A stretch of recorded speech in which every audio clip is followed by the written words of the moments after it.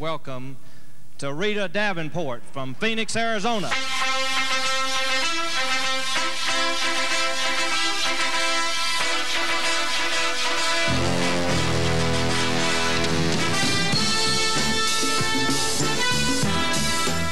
Wow, God, this is exciting. Thank you so much for that warm welcome. I don't know if you know this or not, but public speaking, according to the book of lists, there you are all back there, is the #1 fear in the world, and the #2 fear in the world is death by fire. You have any idea how I feel at this moment? In fact, once, Billy, I meant to tell you this, I was asked to introduce a friend of mine to a group of 200 salesmen when I was working at a local utility company, and I have to admit that before the introduction, we were having just a little bit of girl talk, and my friend confided to me that she was very self-conscious about getting before that audience because they were all men. I couldn't understand that because, first of all, I love men, especially short men, because they can't see your roots. That's comforting sometimes for some of us. I did have a relative that died recently at the age of 92 that never had married, and as a result had a most unusual funeral because she had written up in her will that there would be no men as pallbearers. She said the rats wouldn't take me out was I alive, and they ain't taking me out when I'm dead. I never felt like that about men at all, but I couldn't understand it, and I said, why would you feel self-conscious because the audience is all men? First of all, she was articulate and talented. Did y'all get a good shot? Wait just a minute. Let's get a candid shot now. Did you get a good one? Okay. Anyway, I said, why would you be self-conscious because the audience was men? She was articulate, talented, and beautiful. You know, ladies, the type that makes you sick to be sometimes around. She had everything going for her. And I didn't tell you this about my friend, but she was very voluptuous, like the Dolly Parton syndrome, something that, as you can see, I never suffered from myself. And she said, well, Rita, because of my figure, I sometimes feel like men are staring at me. I said, oh, good grief. They don't even notice things like that. Do you? You men don't notice things like that, do you? I didn't think you did. I said, you just get up there and do the best job you can and don't be so silly and self-conscious about something as insignificant as that. She said, Rita, I treasure your friendship because you have a knack for making people feel better about themselves, and that was silly. I'll never worry about it again. I felt kind of smug, like I had done a good deed, and I get up to introduce her, and I say, it is indeed a pleasure to present to you today my very best friend. She crawled up to that podium on her hands and knees, did her entire presentation bent down behind it about like this. Now, I realized that nobody's going to call me their breast friend when I was just about 16 and went to my first junior-senior prom, and because we didn't have a lot, I had to borrow a girlfriend's dress. Now, some of you might remember these dresses. They had big, full hoop skirts. You remember those? And they were strapless. The dress didn't touch me anywhere. But Mama said, keep your arms down and don't run into a wall. You'll be all right. We go to the dance, and we're dancing a fast dance. My partner turned me. I turned, the dress didn't. But you know what? It fit me better that way. I just had to move the flowers to the front. That was the only thing giving it away. And to make matters worse, my old boyfriend, Carl Dean, married Dolly Parton. I never understood that. I never even understood why a guitar was cut out till I saw her grab one. Did you ever think about it? I got to warn you about something right now. I teach with humor. And the reason I do is that psychologists tell us your retention rate is about 700% greater if you learn something while you're laughing and happy. So throughout this presentation, if there's any tendency on your part, you feel like you want to laugh and you don't know if it's okay or not, for God's sakes, don't hold back chuckles. Because there's new research out right now that if you hold back chuckles, the air will go back down and expand the hips. And if it gets into the lower intestine, we'll have to clear the room. It could be painful. So do not hold back chuckles under any circumstances. Just let her rip if you feel like you want to laugh. Because let me tell you something. When you leave here tonight, you will not feel the same as you walked in here. I want you to get in touch with yourself real quick. I want you to know I had a chance once to introduce Dr. Buckminster Fuller. His friends called him Bucky Fuller.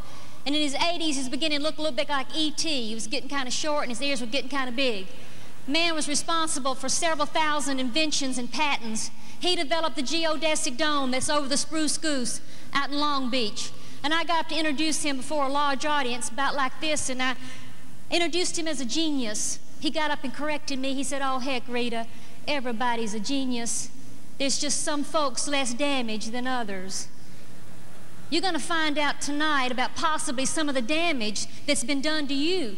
And we're going to be about reprogramming that damage. That's what Dennis was talking about earlier. Because for every minute you've spent with a negative thought about yourself, and you might not even be remembering it right now, but every minute that you've spent with a negative thought, it's going to take us 100 minutes to erase that negative idea. But let me tell you what, folks, bottom line for everything I got to share with you, and that's all I'm doing is sharing. I need to hear this worse than anybody in this room. Bottom line, though, is that each one of us knew for a fact that we only had 5 minutes to live. Do you have any idea how you'd spend your last 5 minutes alive? I do, from OPE, that's called Other People's Experiences. You'd run to the nearest telephone and you'd call somebody and you'd say, I love you. The reason I'm so aware of that is that my girlfriend's husband, at the age of 32 and in perfect health, walked out the door to go to work one morning, and he dropped dead of a heart attack before he reached his car.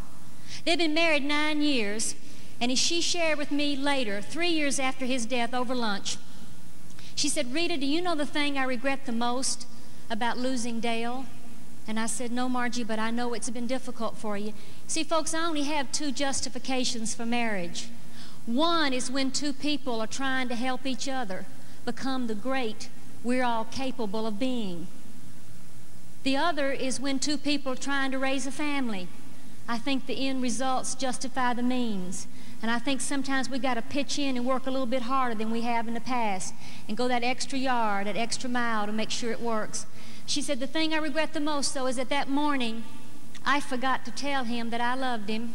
I always did, Rita, and I always kissed him bye, but that morning I was so busy getting dressed myself and I was clearing off the breakfast dishes, I didn't take the time to tell him I loved him, and I'll never have a chance again.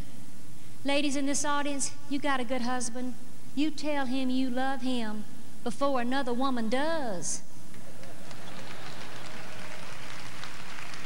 If you got a good husband, you keep them. They're so hard to train, woo. And I don't know about you, but I don't have the same equipment to train with I used to. So if you got one, you know, I think if we spent half the time trying to keep our spouse as we spent trying to get them in the first place, we wouldn't have near the troubles that we have in our marriages nowadays. You think that's true? And you men in the audience, you call your wife up and you ask her for a date. She'll say, who is this? She said, I would never get a chance to tell him I love him again. That taught me, folks, I don't ever part company with anybody that I don't say love you for 2 reasons. First of all, do you know, as a human being, you never hear it enough? Do you know as a baby you will die of a disease called marasma if you're not touched and cuddled and loved? You need 3 hugs a day just to keep from being weird. Did you know that? And you might be thinking, oh my God, I don't get 3 hugs a day. That's what my problem is. You know why you don't get them? Because you don't deserve them. Because you don't give them. Because you only get what you give in life. I learned that from my 83-year-old daddy that didn't get past the 3rd grade, and I got a lot of degrees, folks, but my daddy taught me more than any college professor. My daddy taught me that what goes around comes around. My daddy, as an automobile mechanic, would never pass a motorist with car trouble that he wouldn't pull over and try to help him. Used to irritate me sometimes. He'd be taking me to a ball game or school event, cause us to be late. I'd say, Daddy, do you have to stop it and help everybody that's got the hood up on their automobile? He said, yes, little lady, I do. He called me little lady and was ticked off at me. He said, yes, little lady, I do. He said, because someday my babies might be out on the highway and somebody's going to stop and help you because I'm going to stop and help this fella right now. And you know what? I've had trouble out on the road, and the people that my daddy stopped to help were nowhere around. That used to aggravate me. I'd say, Daddy, where are they? You said they'd be here. But you know what, folks? Somebody else was there. And you know what I always would say? Thank you, Daddy. Thank you, Daddy, because truly what goes around comes around. I wish you could meet my father. He had his first airplane flight when he was 76. He flew from Nashville, Tennessee to Phoenix to visit us. Now, the ticket agent could tell that Daddy was country because he had the coat-hanger marks in his jacket. You know, they won't press out. You can't get them out, no way. And he could tell Daddy was nervous. He said, is this your bag, sir? He said, no, it's not. He said, it's my brother-in-law's, but he said I could borrow it. And as soon as Daddy rested up, I took him to see the Grand Canyon, and I was telling him all about it. You'd thought I had something to do with it. I was bragging on it so much. I said, Daddy, do you know it took millions of years to develop this? He said, it sounds like a government job. And my daddy set an example for me, folks, that I'll never forget. Because my daddy taught me that what goes around comes around. And yes, I do not ever hang up a telephone call that I'm talking to anybody that I don't say love you, because you need to hear it. But more important, I need to remind me of how important you are to me. I was talking to the president of Greyhound recently about doing some consulting work. You know what a consultant is, don't you? Somebody out of work. I got ready to hang up as I always do. I said, love you. He called me back. I don't think he'd heard it in a long time. And you know what? You're hungry to hear it too. And whatever it is you need, that you're in life right now that you need, that's the one thing you're hanging on to that you're not giving. And the main thing that we got to walk away with this idea tonight is the need of a support team. Because you don't go home at night to the Dallas cheerleaders waiting for you in your driveway, do you? Facts are, when you get home at night, the most enthusiastic member of your family, what is that? Your dog, isn't it? Jumping up on you, licking you in the face, glad to see you, doesn't care if you smell bad or step on its tail, loves you no matter what. I see that, and we need support, and we're not getting it unless we give it. You've got to give the support, whatever it is you're needing right now in your life, give that away and you'll get it. We've got all kinds of problems that keeps us from being successful. And what is success? I'm interviewed and people say, well, what is success to you? Success is living your life the way you choose. That's what success is. And happiness, folks, don't forget this. Happiness is in the pursuit. That's what happiness is. And happiness is not a destination. It is a journey. Enjoy the moment that you've got right now. Live in the now. You see, everybody in this room was born with a purpose. Every single one of us. Not only were you born with a purpose, but you were given the necessary talents to fulfill whatever that purpose is. I never intended to be a public speaker. Heck no, I intended to be Barbara Mandrell. That's the truth. And I was born in Nashville, Tennessee. That's the home of the Grand Ole Opry. You might know that. And I was 1 month late being born, and I know exactly why. I was up in heaven discussing this with God. And by the way, God is a man. I was in labor with my first child for 32 hours. No one would have done that to another woman.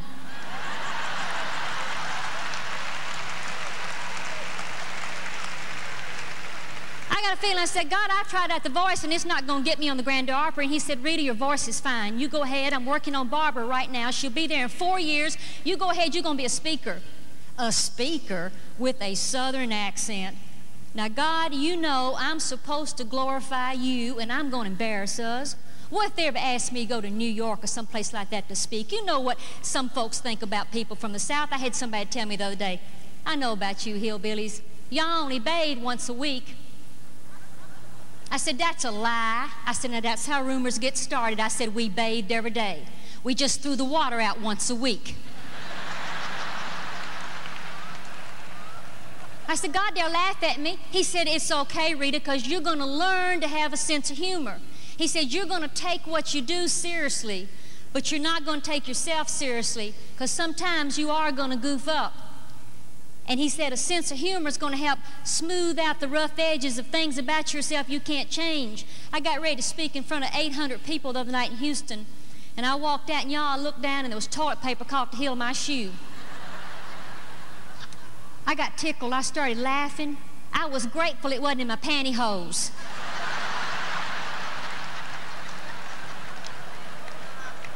Nobody is born with a sense of humor.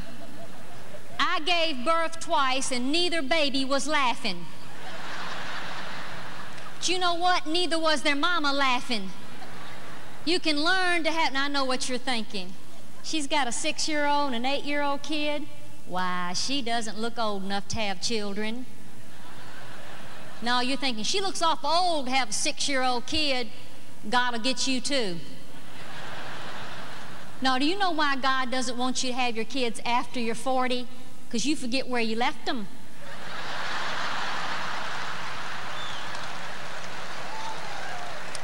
I finally had mine when Mama said, honey, Medicare won't cover that. She said, they'll be playing dot to dot with your liver marks. You better have them if you're going to. I found out we had a purpose when I interviewed a 78-year-old great-grandmother. by the name of Edith Amaro, who was up in a small airplane in Sedona, Arizona, and without any warning, the pilot of that plane slumped and died right before her eyes. When I interviewed her, she said, Rita, I had a choice.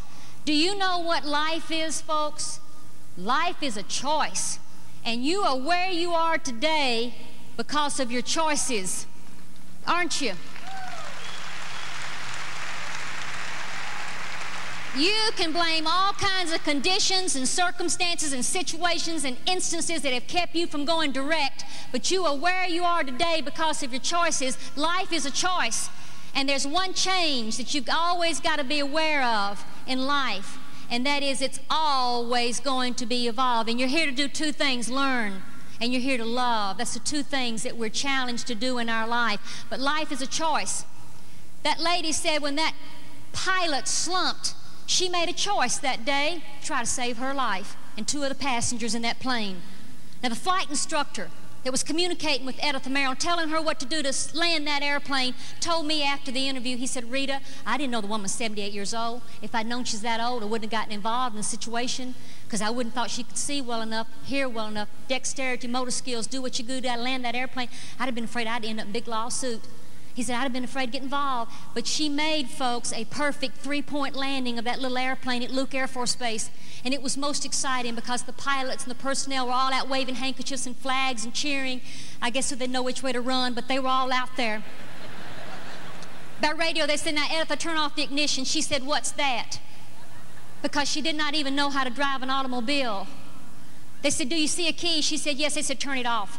The plane gently rolled into the grass. The driver of the emergency truck was so excited. He was prepared to put out a fire and drag out bodies. He was excited they were all okay. He jumped out of that car and he ran up alongside him. He stuck his thumb up. Universal sign of success. We know it.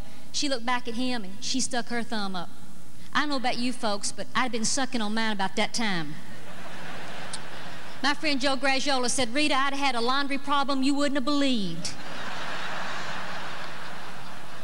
But today I interviewed Edith Amaro sitting out there in that trailer court right in front of her little trailer in a rocking chair. She said, Rita, this is so exciting. But what's really exciting is that a year and a half ago I had open heart surgery. And during the surgery I died for a few minutes. When I came through after the anesthesia had worn off, my best friend was at my bedside squeezing my hand saying, Editha, are you all right? Because they tell me you almost didn't make it. You even died for a few minutes. She said, well, why didn't I go ahead and die? Everybody's got to. That's the reason, folks, life is risky because you're not going to get out of it alive. Let me tell you, you're not. This is not a dress rehearsal, folks. This is it.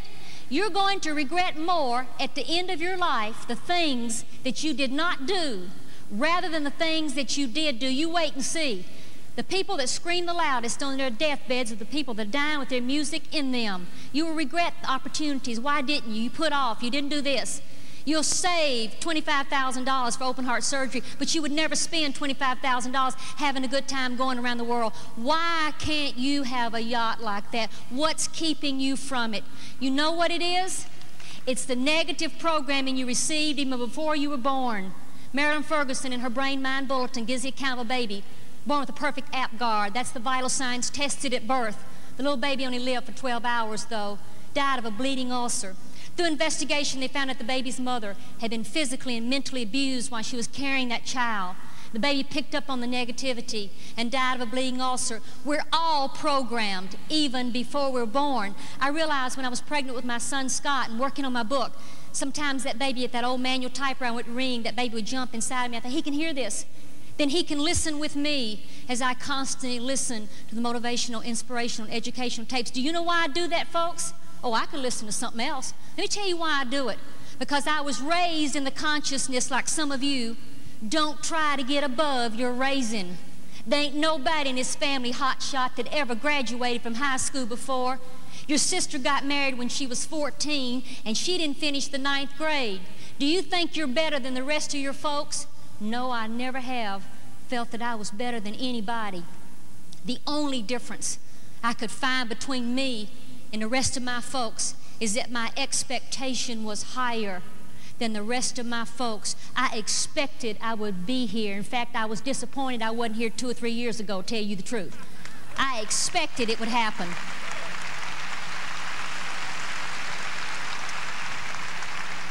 God, this feels so good. You know, when Hal and Susan, the Gucci's, invited me to come to Atlanta, I've never been treated like that before in my life. Y'all, my name was up on the back, and they had a band, they had a song about me and gave me roses. You people, let me tell you what, you are the most loving individuals I've ever met. And you know where that started? Let me tell you where it started. Listen to me real close. It started at the top when Dex was back there talking to me, because he knew I was nervous. He knew I was scared to death to follow Dennis Waitley. I mean, who in the world could follow Dennis Waitley? I was so afraid I'd make him look bad.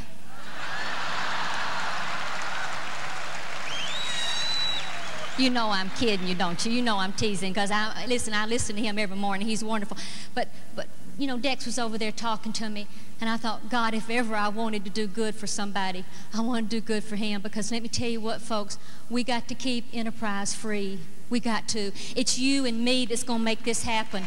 He can't do it by himself. He cannot do it by himself. The Gucci's can't do it by themselves. You and I, we got to work together to make sure. That day that I talked to that woman that landed that airplane, she said, Rita, the thing that's amazing is, she said, when I had that open heart surgery, I died for a few minutes. When I came through after the anesthesia had worn off, my best friend was at my bedside squeezing my hand saying, Editha, are you all right? Because they tell me you almost didn't make it. You know what she said? Well, why didn't I go ahead and die? She said, my husband's been dead for years. My son's grown. Doctor lives in Ohio, doesn't need me. I got nothing to live for. I was asleep. It had been painless. Why didn't I go ahead and die? And her brilliant friend, you know, you got to look at your friends, folks, as your treasures in life. Oh, they're such a special gift. Her brilliant friend said, Editha, I don't know, but I got a feeling there's something you're supposed to do, or you would have died. And the day I was interviewing Editha Merrill, she was sitting there checking her pulse, and she said, everybody check your pulse right now. Go ahead. See if you're here. If there's anybody around you that doesn't look like they are, put a mirror to their face real quick and see if they're with us too. Let me tell you, are you still here? Are you wondering what you're here for? No, you're not, because you're wondering, why is she wearing 2 watches, is what I want to know. Why has she got on 2? I'll explain it to you. First of all, this watch right here is cheap. I paid $6.99 for this watch. I wear it because I can see it. This right here is a $10,000 Rolex. I wear it because you can see it.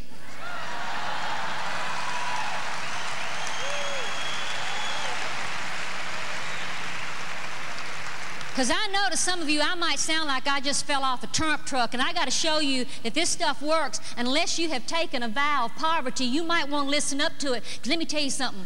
Ladies in this audience, I put my pantyhose on just like you do.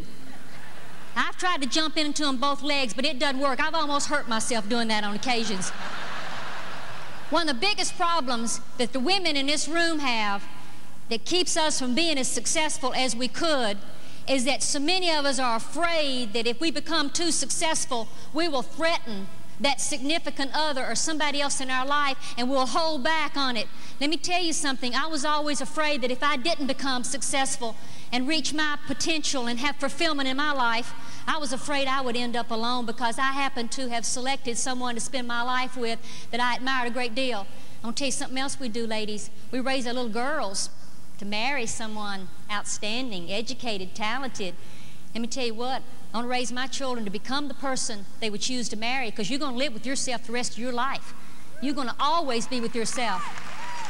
And tell you something else that's wrong. Women, I got to fuss at us a little bit.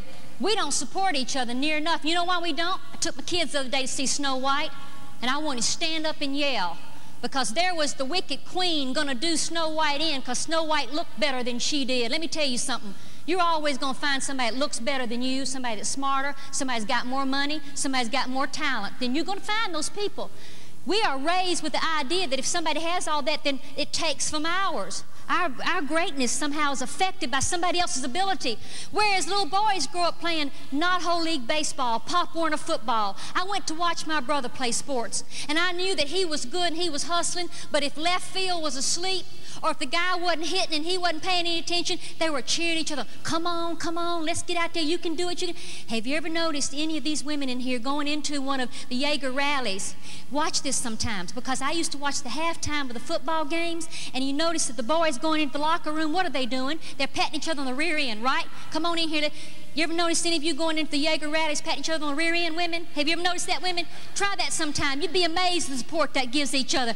We got to support one another, because you know what?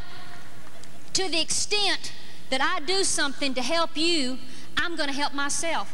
And if I don't help you, I'm hurting myself. And the reason that many women in this room do not become as successful as they could, and they don't go direct as fast as they could, is that guilt gets a hold of them. Oh, Lordy, the guilt of the working mother. How many in here are working mothers? Would you raise your hand? I want to see you just a minute. Keep your hand up.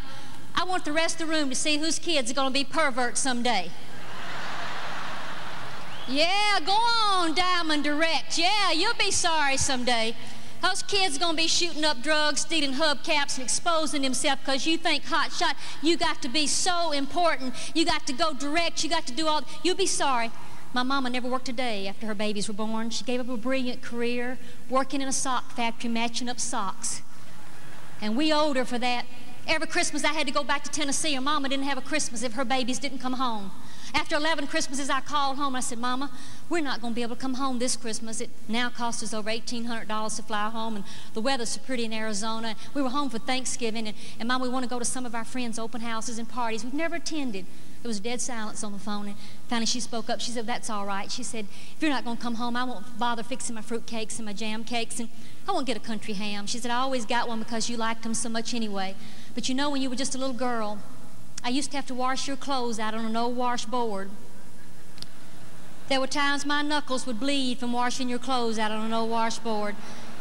And I can remember times when I needed new shoes, but I noticed my babies needed shoes, and y'all always came first. We won't put up a tree, but you have a good Christmas. I went home a week early. You know, when somebody says to my boys when they're grown, are you going home for Christmas? You know what I want them to say? Yeah, if I can find my mama. She's running around all over the country. Can't wait to see her, find out who she's met lately. I got on the elevator at the Dallas airport, and a man down behind me looked just like Gerald Ford. Yo, I wasn't sure it was him, and I didn't know what to call him. The man's out of work. What do you say? Finally, though, I said, sir, is your wife Betty? I want to be able to share with my kids, because let me tell you what, self-esteem is inherited. It is passed on from generation to generation. And mamas in this room and daddies, if you don't feel good about yourself, there is no way that your children are going to feel good about themselves. As a little example, I want to show you this. It works.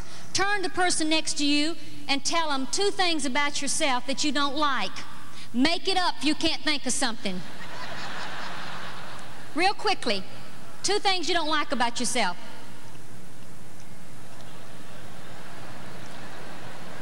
Hold it, hold it, hold it. Just hold it now. I changed my mind. Hold it, hold it, hold it. Hold it. I saw 3 people right on the front row. You whipped out a list. Had a list with them. Let me ask you something, folks. If Miss Piggy can get on the cover of the Saturday Evening Post, what the heck is our problem? Let me ask you, is it maybe you needed a nose job? Is that what it is? Never have liked your nose? No, that's not it. It's your hair. You never did like your hair? No, that's not it. You were never colorized. That's it, isn't it? That's it. You were a winter. You've been wearing spring colors all these years. That's what did it to you. No, that's not what it is. It's your figure. There's not a woman, especially in this room, who really likes her figure, especially her breast. I hate to say it, but it's true. Isn't it? They're either too big, too little, too high, too low, too flat, or going in opposite directions.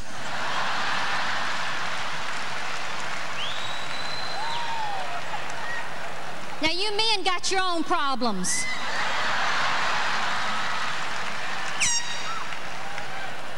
Miss Piggy is on the cover of the Saturday Evening Post because that's where she believes she deserves to be. And you know what we all are? We are our belief system.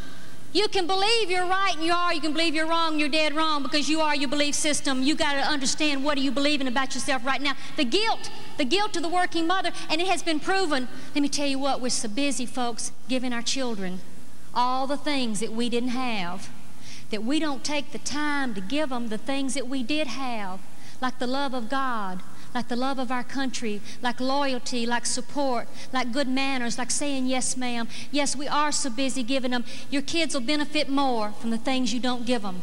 Give them what got you in this room right now, folks. That's what they need, desperately. The only thing we owe our children is the ability to take care of themselves. And the guilt, I go through the guilt too, folks. The guilt that I go through as a home economist when I buy store-bought cookies. Do you have any idea what that's like? I used to hide them under my jacket till I got to the checkout line, but I'm getting over that. Last week I slapped those Oreos in the oven. They never knew the difference. I can just see someday my boys saying to their wives, well, my mama always made homemade Oreos. They were squishy and warm right out of the oven. The guilt that we all put ourselves through. When you were given that assignment and you were dealt a hand of cards from one big deck. I don't play cards. I wouldn't know a club from a spade, but I speak in Las Vegas a lot. And I happen to know that if you're playing poker in Las Vegas and you're not dealt a royal flush or full hand or whatever it is, you can't wander around the casino saying, have you got an ace on you? I've been looking for an ace all over this place. Oh, there's that king I've been looking for right there. Whose cards do you have to play? The cards you were dealt. And that's exactly the way life is. And the people in this room right now, all of you beautiful people, the people that feel the best about themselves are the people that are using what they got. You're the people that have learned to ride a horse in the direction it's going. Make sure you use what you got to help other people get what they want, and that's what this is all about. That's the support, that's the networking, that's the communication that's in this room right now. And you don't get it if you don't give it. You say, well, Rita, how do you get one of them there support team? One thing you can do is take a rich person to lunch and always pay for it.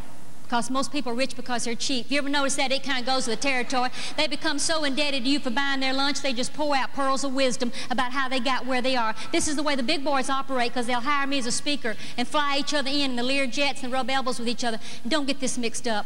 When I say rich, I don't mean just rich materially. I mean rich in knowledge and love and enthusiasm. The true riches money can't buy, but I don't have a thing against anybody in this room that's rich materially. I have a girlfriend, just married a very wealthy man, and for a wedding present, he gave her a brand new Rolls Royce. She came to take me out to lunch in it. As we're driving down the road, she turned to me, she said, well, tell me, Rita, have you ever ridden in a Rolls Royce before? I said, not in the front seat.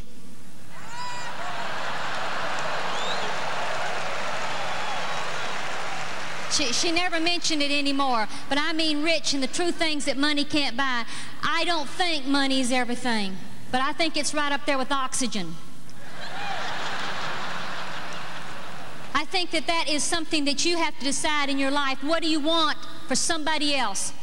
And get a glory out of what you do. Feel good about what you do. Put your whole self into it. If you hadn't gotten where you want to be right now, ask yourself something honestly. Have you put your whole self into it? The good book says that. Just put your whole self into it. Find out the times that you're saying yes to demands that are made on you that takes away from your focus. Do you know the reason you do that? Because you don't feel good enough about yourself to say no.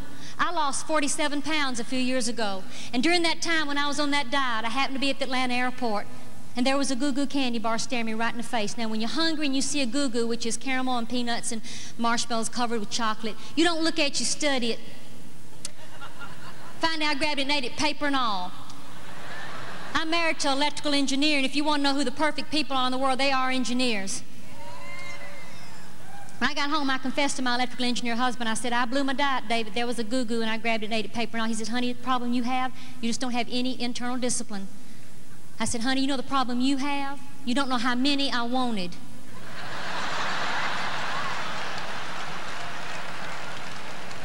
I feel like I can share this with you. People ask me, what's the secret of your 21-year marriage, Rita, with all the divorces nowadays? And I said, well, I tell my husband on occasion I'm kind and I'm sweet and I'm loving, I'm a good cook, and I make a lot of money. And what could he find in another woman that I can't have fixed? I will admit to you, though, that after 21 years, it's very difficult to keep the old spark alive. And I said to my husband recently, I said, well, what is it about me that you still find attractive and alluring? And he thought about it a minute. He said, well, honey, you are clean. So I went out the next day and I bought myself a $150 Vanity Fair peignoir and negligee set, black, I came out into the bedroom and twirled around like Loretta Young used to. You know what he said? Well, any friend of Zorro's is a friend of mine.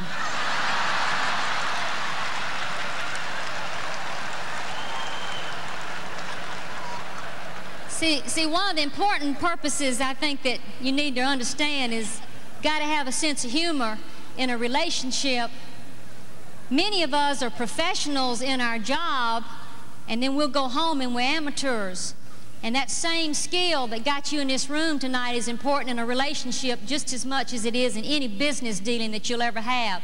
But you're going to have problems. We all do. If I played a game right now and I said, write your problem down, folks, on a little piece of paper, bring it up here on the stage, and I'll blow a whistle. When I do, your problem's gone. But you got to come back up here, take somebody else's problem that's in this room. When you saw what else was up here on this stage, you'd be fighting and screaming and clawing and scratching to get your problem back.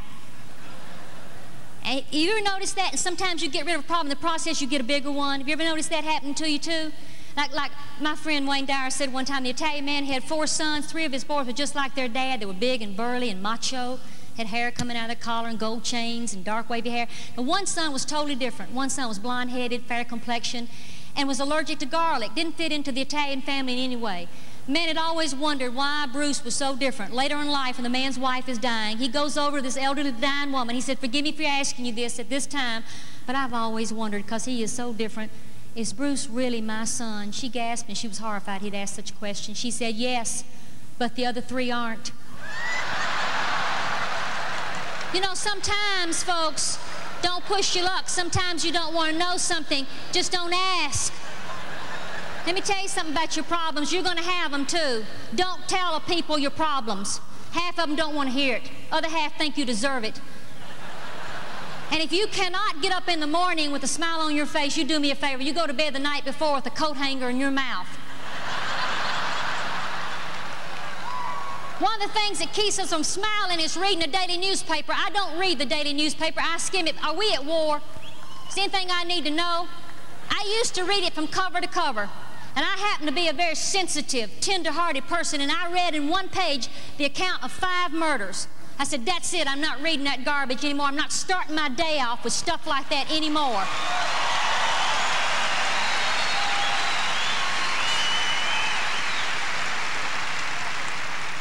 Because when you read it, you get all kinds of advice, don't you, folks? People telling you what you should do and what you shouldn't do. Let me ask you something. How many have ever been told they should not be in Amway? Tell me the truth. How many has been told? Do me a favor, folks. Don't let people should on you anymore. People have been shoulding on you for years. As a matter of fact, you should on yourself a lot of times. You ever hear what you say to yourself? Say, I shouldn't have done that, doggone it. I should have been over here doing this. Listen to that. Yes, I'm tender-hearted and I'm sensitive. I cry easy. My husband says my tear ducts are attached to my bladder, but I'll tell you what.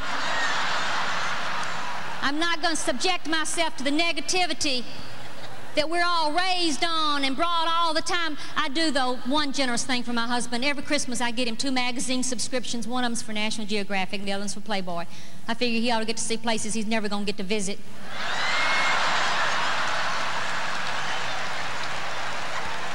Let me tell you something. Interruptions that we have, it happens to all of us. I was doing a 2-day workshop for the National Security Agency in Washington, D.C. Middle of that workshop, I got called out for a long-distance phone call. It scared me. I was afraid something had happened to one of the family members, and I went running the phone. My husband says, Rita, this is David. I said, yes, after 21 years, I recognize your voice. He said, Rita, I don't have any clean underwear. I said, David, you graduated from Vanderbilt. I could have never gotten in Vanderbilt. I said, you have an MBA degree. I said, I thought I'd married somebody smart enough to know that he could turn them wrong side out and wear them another week. I mentioned to you earlier about expectations. Let me tell you about your expectations. As a little girl, we think. Folks, we don't think. We let other people think for us most of the time. As a little girl, I was sitting on the front steps of my aunt's home in College Grove, Tennessee. I'd heard at dinner time Grandpa had to go on welfare. Couldn't understand that. He was a hard-working sharecropper. You should have seen his hands, calloused from picking tobacco and cotton. Skin was like leather from being out in the elements. He was sitting in overalls in that rocking chair in that wooden porch, and I could hear it creaking right now. And I was worried about Grandpa. Have you ever heard, you know, kids worry about their grandparents. Have you ever noticed that, how close grandparents are to their grandkids? You ever notice that? I'm told it's because they share a common enemy. But I couldn't understand why he had to go on welfare. I thought, you know, in our generation, we fought to stay off of welfare, folks. I couldn't understand. I said, Grandpa, when you were just a young man, where'd you expect you to end up? He thought about it for a few minutes, and finally he said, Sugar, I expected I'd end up dead broke. And he did. Let me tell you what Dolly Parton said as a kid. She knew someday she'd be rich and famous. She'd have pretty clothes, and she could buy things for Mom and Daddy. As a high school senior, I was told by a counselor that I was not college material. She said, Rita, you're sweet and you're cute and personal. Won't you find some nice boy and get married and have a family? But don't think about going on college because you're not college material. And the sad part about that is that I believed it. And as I said, you are your belief system. I didn't go to college, but there was something I wanted. I wanted a Corvette. I might not look like the Corvette type to some of you, but let me assure you that there's a wild spirit underneath this, and I am a Corvette type. I saved the money to put a down payment on a Corvette, and I went and took a test drive, and I thought, I can't buy this car because something strange happens when you're riding around a cool car. People stare at you, and I was wearing Kmart specials. I didn't want people staring at me. Do you know the 3 words that rich people will never hear in their life? Welcome, Kmart shoppers. And I didn't know where I'd park the car. I couldn't park the car in front of the house where I lived because we did not have inside plumbing. Do you all know what that means? I had a cousin visit us from California to Tennessee when I took her to the outhouse, and she said, how you flush this? I didn't know where I'd park the car, and I wanted it all, and I did what Abraham Lincoln said to do, and you people wouldn't be here tonight if you didn't believe that too. Abraham Lincoln said to always invest in yourself, and I did. I took the money and I enrolled in college, and I managed to graduate with honors in 3 years.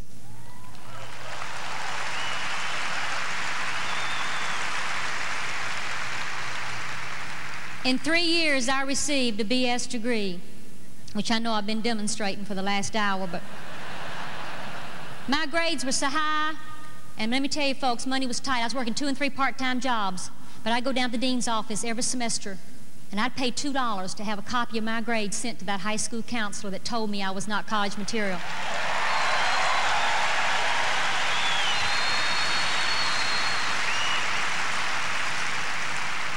I don't think that there are that many obnoxious people in the world, but I do think they move around a lot. Have you noticed that? Because some of them moved around you, or you wouldn't be here in this room right now. And I think you feel like I do. I don't get mad at them either, but I get even. I get even by being the best I'm capable of being, because everybody in this room is great. I'm looking at a room full of heroes. I'm looking at a room of champions. And people say, but Rita, you just don't understand. I've had some failure. Good, because if you hadn't had some failure, you wouldn't have learned very much. And another concept about the stress you're going through. If you're in a stressful situation and money will fix it, it's not a problem. It's not a problem. Let me tell you what, folks. Went to get my car serviced, and they said, you need a new compressor. I said, fix it, son. He said, ma'am, it's going to cost you $396. I got tickled, started laughing. He thought I was hysterical. He said, ma'am, you all right? And I said, son, I'm laughing about the fact I can get you the $396. I've seen times in my life when I didn't have $3.96. And I could have had choice. When he told me that life's a choice, I could have cleared off a place right in the middle of that grease pit and had a fit in it, or I could have said, you fix the car. And when I walked away, he was saying, just let me have one a year like this one, just one a year like this one. Life is that choice, and if money will fix it. You see, I found out a few years ago my little brother has lymphoma. That's cancer of the lymph nodes. And no matter what my speaking fee is, and let me tell you what, folks, I am not cheap. I am reasonable, but I'm not cheap. No matter what my speaking fee is right now, it will not cure some little baby's leukemia. When you're in a stressful situation and you're belly aching, you're having yourself a pity party, you ask yourself real quickly, will money fix it? Because by George, if money will fix it, it is not a problem.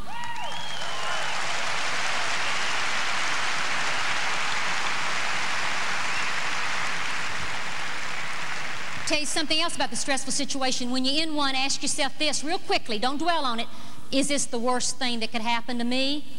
Is this the worst thing? And when you realize what the worst thing is that could happen to you, you start laughing about some of the things you've been worried about. So you have an opportunity in your life. You have an opportunity to grow and to learn. You have an opportunity to look around you and see somebody that's crying out. Because your purpose in life, it may not be that you'll be on the cover of People magazine. But if it's to be there when somebody needs to share a message, to listen, to have a chance to have support and love and understanding, then you are fulfilling your purpose and you will feel good about yourself. And let me tell you something in this room of champions. Be kind to the little people. First of all, it's good practice. Second, they need it the most. My flight was canceled in Indianapolis, and I got a taxi, and I was riding around the city, and it was hot, and I was tired and hungry. And I said to the driver, would you find a place that has ice cream? Wanted to get myself a milkshake. As I'm walking back out, I got to think, you know, that old man who was driving that taxi, quite elderly, maybe he would be refreshed with a milkshake. It only cost me $1.25. I went back in and bought that old man a milkshake. Went back, I said, here, sir, I thought you might like a milkshake too. He looked at that milkshake, y'all, and tears came into his eyes. Of course, he said he'd rather had chocolate, but I didn't know that. I didn't know that, but I found out from that moment that we all are hungry for recognition and for people to care about. And you have to ask yourself two things before you go to bed at night. What did I learn today? And what did I do today that helped somebody else?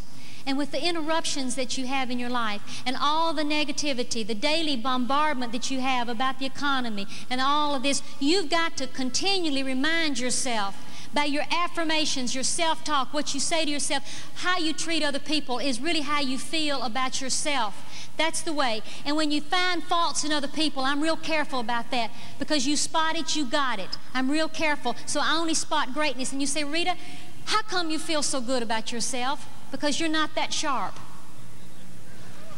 People say that to you. My Uncle Herbert told me one time, he said, Lord, girl, you better work twice as hard as most people. And I said, why do I have to work harder than other folks?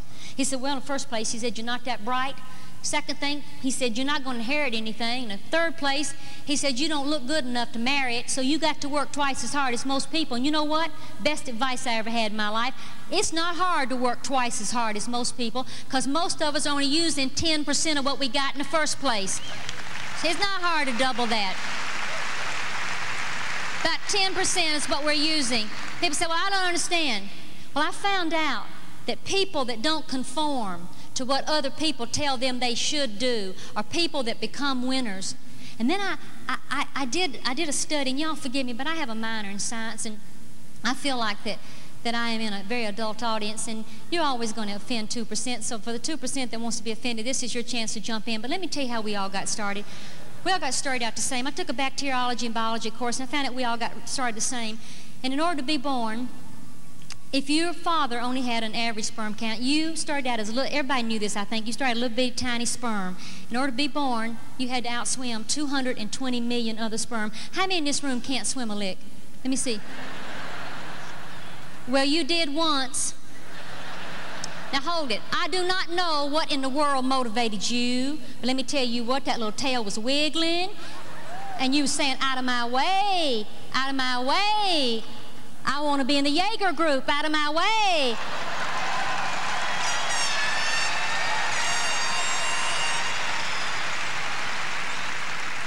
Somebody says to you, why, Lord, you'll never go diamond direct. So let me tell you what, maybe you don't know who you're talking to, but I outswam 220 million sperm to get here. Uphill. That'll stop them dead in their tracks. Let me tell you what. They will back off. I don't know what got you fired up, folks, but you wouldn't be here. And don't you ever try to tell me that you are an accident and that you don't have a purpose and you don't have the talent to fulfill that purpose, because I see it in you. But until I could see it in myself, I couldn't see it in anybody else. You can't give anybody what you don't have. That's the reason you got to work on yourself constantly. You got to be the best you're capable of being, because you don't see greatness in anybody else. And you are able to help other people become the great they're capable of being.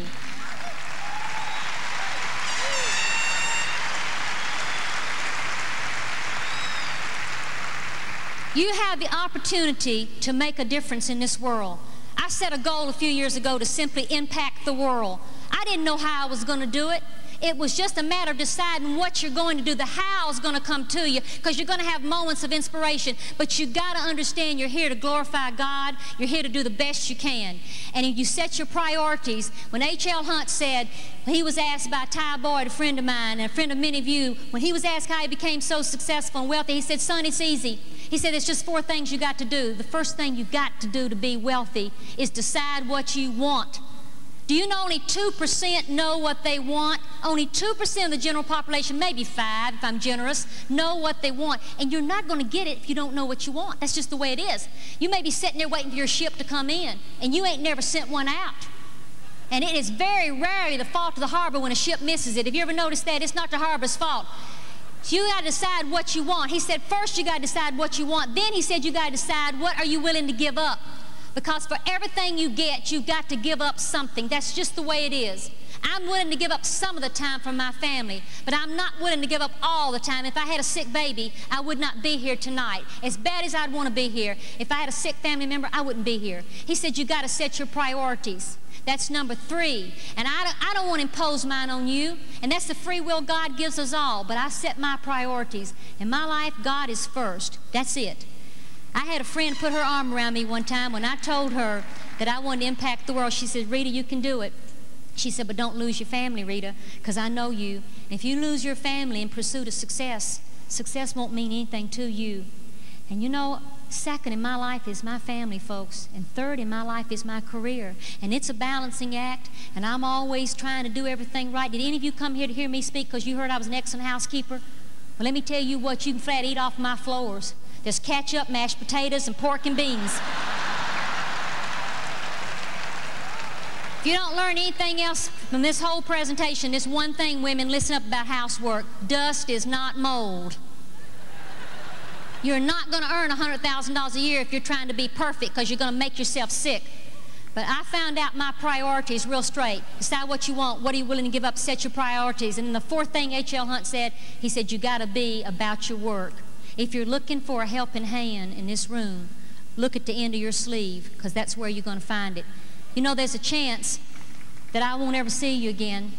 And you know, I've always appreciated what Walt Disney said, do what you do so well that people want to see you do it again, they'll bring other people. And that's what I hope happens. But until I see you again, you know, life is short. That's the reason I say eat dessert first. But in case I don't ever see you again, put these 2 fingers together for me right now. Would you please? Bring them up here to your mouth. Go right over here and go right over here. Put your hand real high up in there. Come on. Bring it down behind you. Pat yourself on the back for getting here, because you've invested in yourself. You believe in yourself. Put your arms around you. Hug yourself real tight.